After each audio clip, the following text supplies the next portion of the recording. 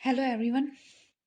आज हम इसमें डिस्कस करेंगे इंडियन वुमेन का रोल गेम्स में, स्पोर्ट्स में और भी other roles. Nur Jahan to Chand Bibi, Indian women sports have been erased from history. इसके अंदर कुछ ऐसे स्पोर्ट्स के बारे में डिस्कस करेंगे जिन्हें वुमेन से रिलेटेड है, जिन्हें हिस्ट्री से रिमूव कर दिया गया, वो हिस्ट्री में उनको ज़्यादा मेंशन नहीं किया जाता है। जैसा कि आपको पता है कि आजकल हर क्षेत्र में वुमेन रोल बढ़ता जा रहा है और इसी तरीके से स्पोर्ट्स के क्षेत्र में भी वुमेन रोल जो है वो बढ़ता जा रहा है। Dice have been found dating to the Bronze Age in various Harappan sites in present-day northwest India and throughout Pakistan. And it's very possible that some had female owners. मतलब कुछ dice के जो है मिले हैं डाइस मिले हैं जिसमें ऐसा माना गया है कि उसमें फीमेल रोल जरूर होगा। मतलब हर गेम में प्राचीन टाइम से लेकर अब तक हर गेम्स में जो है फीमेल रोल रहा होगा। वर्तमान उत्तर पश्चिम भारत और पूरे पाकिस्तान में विभिन्न हड़प्पा स्थलों पर कांस्य युग के पासे पाए गए हैं और यह बहुत संभव है कि उनमें बहुत से पासे महिलाओं के स्वामित्व में रहे होंगे। हरमनप्रीत कौर की अगुवाई में भारत की महिला क्रिकेट टीम ने आईसीसी वर्ल्ड कप जीता है, ये तो आपको पता ही होगा। यह सफलता भारतीय महिलाओं के उस लंबे, अक्सर अनदेखे इतिहास को उजागर करती है जिन्होंने प्राचीन खेलों और शतरंज खेलने से लेकर घुड़सवारी तक रानियों और निशानेबाज महारानी नूरजहां तक सामाजिक बाधाओं को पार करते हुए प्रतिस्पर्धी गतिविधियों में उत्कृष्टता हासिल की। यहाँ पे हम वुमेन रोल देखेंगे। बेसिकली सभी समकालीन मानदंडों के हिसाब से यह एक उल्लेखनीय है, यहाँ तक की ऐतिहासिक जीत है। उल्लेखनीय भी है और ऐतिहासिक भी है। इस जीत को भी और भी उल्लेखनीय बनाता है भारत में महिलाओं की खेल भावना, एथलेटिक क्षमता और प्रतिस्पर्धा का लंबा और कठिन इतिहास, जो अक्सर नजरों से ओझल और पुरुषों की पहुंच से दूर रहा है। इस पिक्चर से तो आप सब लोग वाकिफ ही होंगे।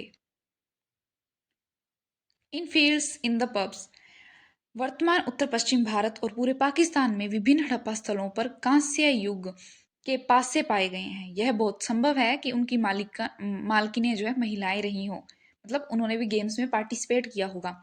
जहां उत्तर वैदिक ग्रंथों में महिलाओं के खेलों का केवल छिटपुट उल्लेख मिलता है। मतलब जहां वैदिक ग्रंथों में थोड़ा बहुत उल्लेख मिलता है कि विमेन भी गेम्स में पार्टिसिपेट करते थे, वहीं वर्तमान में तमिलनाडु में 300 ईसा पूर्व से 300 ईस्वी के बीच रचित संगम साहित्य में काफी जानकारी मिलती है इनके बारे में। महिलाओं के खेलों का उल्लेख आमतौर पर राजा की शक्ति या महिला के प्रेम में व्यापक विषय से जुड़ा होता है, लेकिन हम अभी भी गेंद के खेल और दिलचस्प बात यह है कि महिलाओं द्वारा काव्य प्रतियोगिताओं में भाग लेने के बारे में सुनते हैं। मतलब महिलाओं ने काव्य प्रतियोगिताओं में भाग लिया है, बुक्स भी लिखी हैं और भी बहुत योगदान दिए हैं। हालांकि यह कला के रूप में भारत में एक लोकप्रिय खेल से बहुत दूर है। प्राचीन भारत में काव्य प्रतिस्पर्धात्मक सार्वजनिक था और इसके लिए महान कौशल और प्रशिक्षण की आवश्यकता होती थी। अपने प्रभावशाली शोध पत्र प्रारंभिक दक्षिण भारत में महिलाओं के पहलू और कार्य में इतिहासकार विजय रामास्वामी ने पन्नाड़ समुदाय से संबंधित महिला कवियों की चर्चा की है, जिनकी कुछ कविताओं को प्रतिष्ठित प्राचीन संकलनों में संकलित किया गया है। एक यादगार अवसर में हमें बताया जाता है कि चेर राजा पन्नार महिलाओं से इतना प्रसन्न हुआ कि उसने उन्हें शराब, गहने और यहाँ तक कि हाथी भी उपहार में दिए। इतिहासकार जीनिन ओबायर ने अपने शोध पत्र प्राचीन भारत के कुछ खेल में प्रारंभिक शताब्दियों में पासा खेलों पर चर्चा करते हुए कुछ समय बताया है। अब तक का सबसे लोकप्रिय खेल चतुरंग भारतीय शतरंज था, जो आज के खेल के विपरीत आंशिक रूप से पासों से खेला जाने वाला एक भाग्य का खेल था। जो शतरंज है वो पासे से खेला जाता है और ये डेस्टिनी पे डिपेंड करता है कि आप जीतते हैं या नहीं। In the courts on the battlefield, उत्तर मध्यकाल से हम कुलीन महिलाओं को अधिक शारीरिक गतिविधियों में उत्कृष्टता प्राप्त करते हुए देखने लगे हैं, खासकर पारंपरिक रूप से पुरुषों द्वारा प्रचलित गतिविधियों जैसे कि घुड़सवारी और निशानेबाजी में। दुर्भाग्य से इस काल में भी कामकाजी महिलाओं के खेलकूद प्रमाण पहले की तरह कम है। मतलब महिलाओं का कंट्रीब्यूशन बढ़ा है हर क्षेत्र में, लेकिन फिर भी कहीं ना कहीं वो कम ही है। अपनी पुस्तक the tale of the horse, a history of India on horseback में यशस्विनी चंद्रा ने लिखा है, जहां पितृसत्तात्मक मानदंड कुलीन महिलाओं को सार्वजनिक रूप से घुड़सवारी करने से रोकते थे, वहीं निजी तौर पर घुड़सवारी करने से उन्हें कोई नहीं रोकता था। मतलब वो पब्लिकली घुड़सवारी नहीं कर सकती थी, लेकिन निजी रूप से वो घुड़सवारी कर सकती थी। संभवतः जनाना परिसर में करके सीखती थी एक दूसरे से। अपने बात के समर्थन में यह कुछ रोचक उदाहरण प्रस्तुत करती हैं। मध्य एशिया में तुर्क मंगोल समाजों से आने वाली प्रारंभिक मुगल महिलाएं कुशल घुड़सवार थी। मतलब जो मध्य एशिया से आने वाली महिलाएं थी वो घुड़सवारी में काफ़ी आगे थी। लेकिन दक्षिण में उनकी समकालीन महिलाएं भी ऐसी थी। अहमदनगर की प्रसिद्ध दक्कन रानी चांद बीबी का उदाहरण है, जैसे कि अपने जीवन काल में विद्वता और दृढ़ इच्छा शक्ति के लिए वो जानी जाती हैं। चांद बीबी का क्या योगदान है? कई मायनों में चांद बीबी झांसी की रानी का असली रूप थी। झांसी की रानी जिन्होंने 1857 में बहुत कंट्रीब्यूशन दिया था, जिन्हें आक्रमणकारियों को हराने और घुड़सवारी करने के लिए याद किया जाता है। हालांकि चांद बीबी ने 1596 में अहमदनगर पर मुगलों के हमले को विफल करने के लिए प्रसिद्धि प्राप्त की, लेकिन वे युद्ध के मैदान में घोड़े पर सवार नहीं थी। फिर भी लगभग एक शताब्दी बाद मुगल प्रभुत्व वाले दक्कन में चांद बीबी को कुलीन हैदराबादी महिलाओं की शैली में घोड़े पर सवार होकर या तो अकेले या अन्य महिलाओं के साथ चित्रित किया जाता है। मतलब वो घोड़े पर सवार होने दिखाया जाता है। चांद बीबी ने अकबर के विशाल सेना के विरुद्ध एक प्रभावी प्रतिरोध पेश किया। उस समय की सबसे शक्तिशाली सेनाओं में से एक थी। उन्होंने अपनी युद्ध कौशल और नेतृत्व क्षमता से मुगलों को पराजित करने के लिए मजबूत सेना तैयार की, जिसे मुगल सेना को झटका लगा। अहमदनगर सल्तनत की वो संरक्षिका थी। 1895 में चांद बीबी ने अपने नाबालिग भतीजे बहादुर शाह के संरक्षण के रूप में अहमदनगर की संरक्षिका के रूप में कार्य किया था और राज्य के मामलों को देखा था। उन्हें इस प्रकार दिखाया जाता है: ए painting depicting Chand Bibi hawking on a white horse. अभिजात्य महिलाएं अभी भी सार्वजनिक स्थानों पर सवारी करते समय तकनीकी रूप से पर्दा करती थी तथा सामान्य पुरुषों को दूर रखने के लिए गार्ड तैनात किए जाते थे। औपनिवेशिक भारत में महिलाओं की निशानेबाजी का शायद सबसे प्रमुख उदाहरण सम्राज्ञी नूरजहां से मिलता है।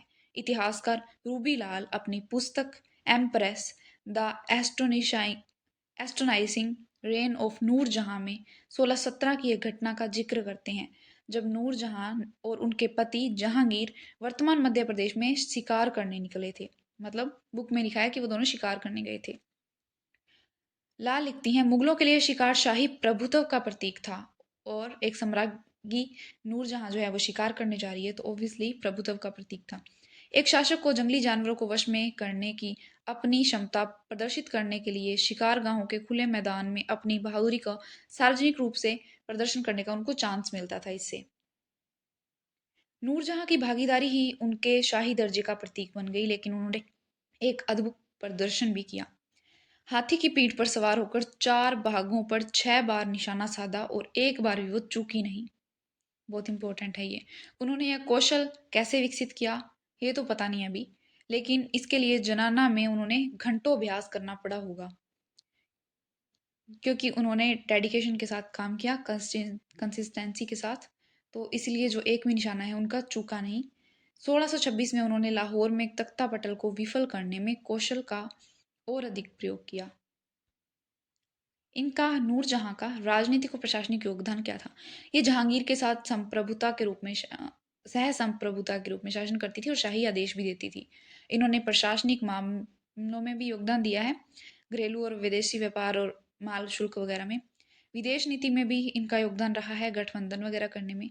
शक्ति प्रतीक, उनके नाम के सिक्के ढालना एक असाधारण सम्मान था और वह पर्दा प्रथा का त्याग कर सीधे राजनीतिक क्षेत्र में उतरने वाली दुर्लभ महिलाओं में से एक थी। सैन्य कार्रवाइयाँ, उन्होंने सैन्य कार्रवाइयों में भी भाग लिया है उनके साथ। द टॉम्ब ऑफ एतमातुदौला, इसके बारे में हम डिस्कस करेंगे। वास्तुकला में उनका क्या योगदान है? एतमातुदौला का मकबरा उन्होंने अपने पिता के लिए बनाया था, खूबसूरत मकबरा जो सफ़ेद संगमरमर से बना है, जिसमें जटिल पित्रादूरा जड़ाई और फारसी चारबाग उद्यान शैली शामिल है। वास्तुकला प्रेरणा, एतमातुदौला का मकबरा ताजमहल का पूर्ववर्ती माना जाता है और इसके डिजाइनरों ने उसे प्रेरणा का स्रोत के रूप में यूज किया होगा। अभिनव डिजाइन, यह मकबरा पूरी तरह से संगमरमर से निर्मित है और डिजाइन में प्राकृतिक प्रकाश का चतुराई से उपयोग किया गया है।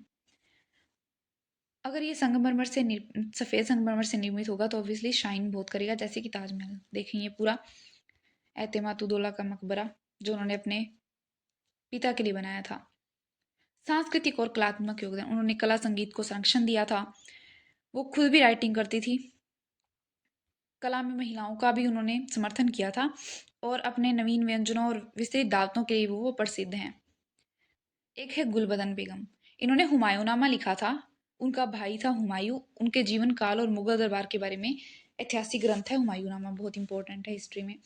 वह मुगल साम्राज्य की पहली एकमात्र महिला इतिहासकार थी जिन्होंने बाबर, हुमायूं और अकबर के समय के शाही इतिहास को 3 पीढ़ियों के परिप्रेक्ष्य से दर्ज किया। उन्होंने अपने लेखन से मुगल दरबार के आंतरिक कामकाज और मानवीय पक्षों को सामने लाया, जो पुरुषों द्वारा लिखी गई आधिकारिक इतिवृत्त से भिन्न है। मतलब इन्होंने जो लिखा है वो मानवीय पक्ष से लिखा गया है। मतलब दरबार में जैसे दरबारी कवि वगैरह, राइटर वगैरह लिखते हैं, उनसे अलग लिखा है। उनके पॉइंट ऑफ व्यू से अलग है इनका पॉइंट ऑफ व्यू। गुलबदन बेगम ने 14वीं और 19वीं शताब्दी के बीच महिला एक महिला की हज यात्रा का विस्तृत वर्णन किया है, जो एक महिला के लिए उस समय असाधारण यात्रा थी। मतलब उस टाइम भी हज यात्रा महिलाओं के लिए। जहां आरा बेगम मुगलों के इतिहास में सबसे शक्तिशाली और अमीर शहजादियों में से एक थी, उन्होंने सांस्कृतिक जीवन में महत्वपूर्ण योगदान दिया। दिलरास बानो बेगम, औरंगजेब की पहली पत्नी, जिन्हें उनके निधन के बाद राबिया उद्दौरानी के नाम से जाना जाता है। औरंगाबाद में बना बीबी का मकबरा उनकी याद में बनवाया गया था। यह है बीबी का मकबरा, औरंगाबाद में बना। ये बिल्कुल ताजमहल जैसा लगता है क्योंकि ताजमहल को कॉपी करने की कोशिश की गई थी। रिटेनिंग द स्पॉटलाइट, खेलों में भारतीय महिलाओं की कहानी की प्रगति सीधी रेखा नहीं है। मतलब ऐसे नहीं है कि उन्हें पहले से ही पार्टिसिपेट करने दिया जाता था गेम्स वगैरह वगैरह में, उनका कंट्रीब्यूशन पहले से बहुत ज़्यादा था। बहुत सारी प्रॉब्लम्स फेस करके समानता हासिल करने की कोशिश की गई है। सामाजिक पदानुक्रम में प्रारंभिक तमिलनाडु की पहाड़ियों की पनार महिलाओं से लेकर मुगल मराठा दरबारों के कुलीन वर्ग तक महिलाओं ने हमेशा खेल में प्रतिस्पर्धा करने, उत्कृष्टता प्राप्त करने के तरीके खोजे हैं। सदियों से महिलाओं की एथलेटिक क्षमता, दक्षता को जनाना में छिपाया जाता रहा है या साहित्य में खारिज कर दिया गया है। आज भी जेमिमा रोड्रिक्स जैसे क्रिकेटरों की साइबर बदमाशी और महिला एथलीटों के यौन उत्पीड़न को बहुत परिणाम भुगतने पड़े हैं। महिलाओं को आज भी काफ़ी संघर्ष करना पड़ता है गेम्स वगैरह में या किसी भी क्षेत्र में जाने के लिए। भारतीय सभ्यता में बहुत कुछ ऐसी ही है। हर पीढ़ी, हर जीत सीमाओं को और आगे बढ़ाती है। भविष्य की आशा यही है कि महिलाओं को अब अपनी पहचान, न्याय के लिए संघर्ष करने की जरूरत नहीं होगी और उन्हें सिर्फ एथलीट, प्रतियोगी और चैंपियन के रूप में सम्मानित किया जाएगा। मतलब उन्हें अभी और ज़्यादा चैलेंजेस शायद ना फेस करने पड़े। अनिरुद्ध कनिसेट्टी एक लोक इतिहासकार हैं। वे lords of earth and sea, the history of the Chola empire और पुरस्कृत लॉर्ड्स ऑफ द डेक्कन के लेखक हैं। वे इकोज ऑफ इंडिया के युद्ध पॉडकास्ट के होस्ट भी करते हैं, उनको होस्ट भी करते हैं। महिलाओं का योगदान क्या है गेम्स वगैरह में? लैंगिक समानता और सामाजिक प्रभाव, योगदान और उपलब्धियां। लैंगिक समानता और सामाजिक प्रभाव, खेल महिलाओं को टीम वर्क, आत्मविश्वास और लचीलापन जैसे महत्वपूर्ण कौशल सिखाते हैं और लैंगिक समानता को बढ़ावा देते हैं। प्रेरणा स्रोत, पीटी उषा, मैरी कॉम और साइना नेहवाल जैसी महिला एथलीटों ने अपने उत्कृष्ट प्रदर्शन से लाखों लोगों को प्रेरित किया है। और भी ऐसे बहुत सारे एथलीट हैं और भी ऐसी बहुत सारी महिलाएं हैं जो प्रेरणा का स्रोत रही हैं। ऐतिहासिक मील के पत्थर, कर्णम मल्लेश्वरी सिडनी ओलंपिक में 2000 में भारोत्तोलन में कांस्य पदक जीतकर भारत की पहली महिला ओलंपिक पदक विजेता। नीलिमा घोष स्वतंत्र भारत की पहली महिला एथलीट थी जिन्होंने 1952 में हेलेंस्के में ओलंपिक में भाग लिया था। नादिया कोमनेसी जिम्नास्टिक में परफेक्ट स्कोर पाने वाली पहली महिला एथलीट थी। नवल एल मुतावकिल 1984 में लॉस एंजलिस ओलंपिक में 400 मीटर बाधा दौड़ में स्वर्ण पदक जीतने वाली पहली मुस्लिम महिला थी। और भी बॉक्सर मैरी कॉम, सन 2000 में मैरी ने मणिपुर में विमेन्स बॉक्सिंग चैंपियनशिप में जीत हासिल की थी। उन्हें बॉक्सर का अवार्ड मिला था, तब परिवार को उनके बॉक्सर होने का पता चला था। बड़ी बात यह है कि भारत में जहाँ महिलाओं को शादी और बच्चों के बाद महिला खिलाड़ी का करियर ख़त्म हो जाता है ऑलमोस्ट। अगर महिला खिलाड़ी है, अगर उसकी शादी हो जाए तो करियर ख़त्म है, और बच्चे हो जाए तो बिल्कुल ही कोई चांस नहीं है। लेकिन मैरी कॉम ने मां बनने के बाद भी खेलना नहीं छोड़ा। 3 बच्चों की मां बनने के बावजूद मैरी कॉम ने वर्ल्ड चैंपियनशिप जीती। दुनिया की एकमात्र बॉक्सर हैं जिन्होंने कुल 8 वर्ल्ड चैंपियनशिप मेडल जीते हैं। ये बहुत ये सबके लिए मोटिवेशन है मैरी कॉम। हिमा दास। हिमा दास हिमा ट्रैक स्पर्धा में विश्व स्तर पर गोल्ड जीतने वाली पहली भारतीय खिलाड़ी हैं। हिमा के जज्बे और प्रदर्शन को देखते हुए असम पुलिस में उन्हें उप अधीक्षक डीएसपी बनाया गया है।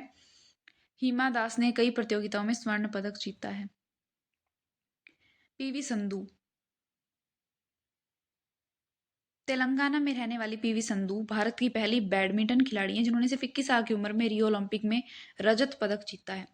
वह दुनिया के टॉप 10 खिलाड़ियों में से है। महिला हो या पुरुष, सिंधु से पहले किसी भी भारतीय खिलाड़ी ने वर्ल्ड बैडमिंटन चैंपियनशिप नहीं जीती है।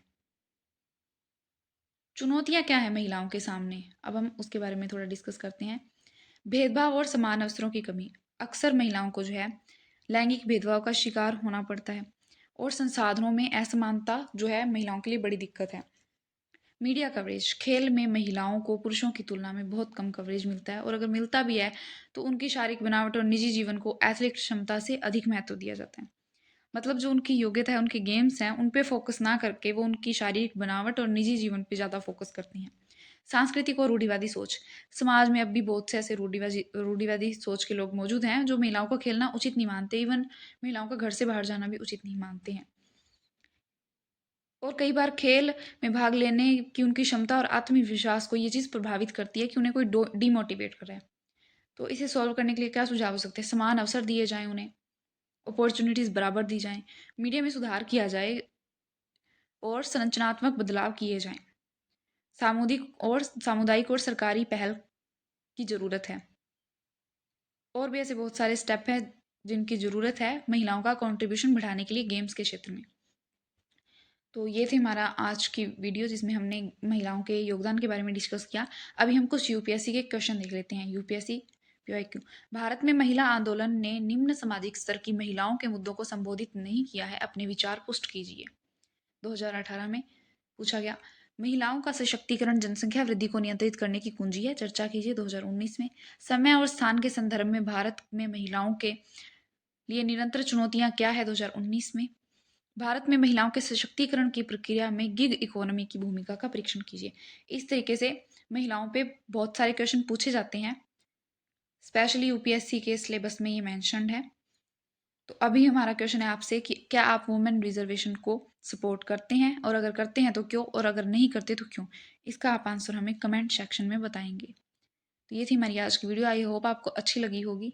आप अपने विचार जरूर दीजिए। Thank you so much.